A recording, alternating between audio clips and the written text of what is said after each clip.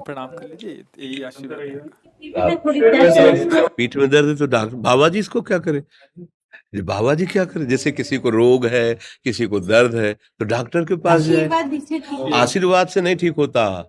देखो बस वही समझ में नहीं आता, इसी भटकाओं में सब भटक रहे हो। कोई जंतुर बांध देगा, कोई आशीष, इसीलिए तुम सब अच्छे कर्म करो। पूर्व के पूर्व कर्मों के पाप से हमें दंड मिलता है। अच्छे कर्म करो, नाम जप करो, माता पिता की सेवा करो, सद्भाव से चलो। अभी ये कर्म नष्ट हो जाएंगे, किसी से जंतुर बंधवाने की जरूरत नहीं, किसी से आशीर्वाद मांगने की जरूरत है। अब नाम जप ना करो, खाओ मुर्गा मांस, पियो शराब, करो व्यभिचार, करो तो बाबा जी आशीर्वाद दे दे, तो कोई आशीर्वाद काम नहीं करेगा। दुर्गति होगी यहाँ भी और वहां भी। हमारी बात समझो। अब जरूर बुरा लगता है, सत्य विषय बुरा लगता है, पर अगर बच्चा सावधान हो जाओगे तो सुखी हो जाओगे। कोई भी हो, हम किसी एक के लिए बात नहीं करते, सबके लिए करते हैं। सब भागते हैं इस बात में कि बाबा जी आशीर्वाद दे, रोग रहित हो जाओ। कभी नहीं होगा, कभी नहीं होगा। तुम्हारे आचरण ठीक होंगे तब तुम्हारा सब काम बनेगा। हाँ अब देखो ना, खा रहे हैं जीवों को उबाल उबाल करके मांस, पी रहे हैं शराब, कर रहे हैं बेविचार, बुद्धि भ्रष्ट होगी और नष्ट होना पड़ेगा, क्योंकि आचरण गलत है। कोई आशीर्वाद किसी का काम नहीं करेगा।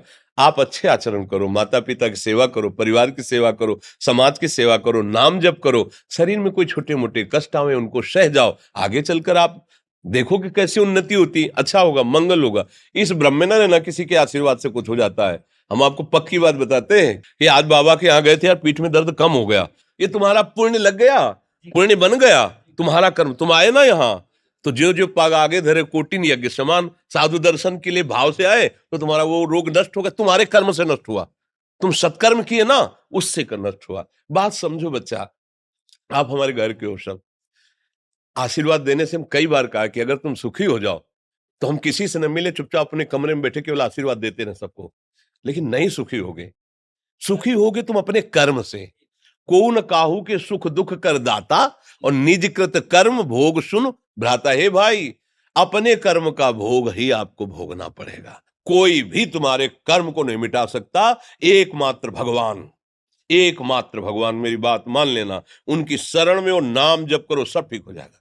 तुम्हारे भजन से होगा, तुम्हारे अच्छे आचरण से होगा, तुम्हारी धार्मिक प्रवृत्तियों से होगा।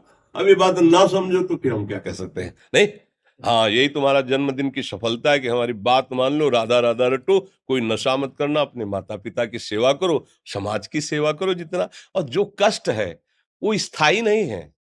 आज विपत्ति आई, कल खत्म हो जाएगी। अभी दिन है, फिर रात आ जाएगा, रात है तो दिन आ जाएगा। ये क्रम चलता रहता है, हमें निराश नहीं होना। सूरवीर योद्धा की तरह हमें जीना है।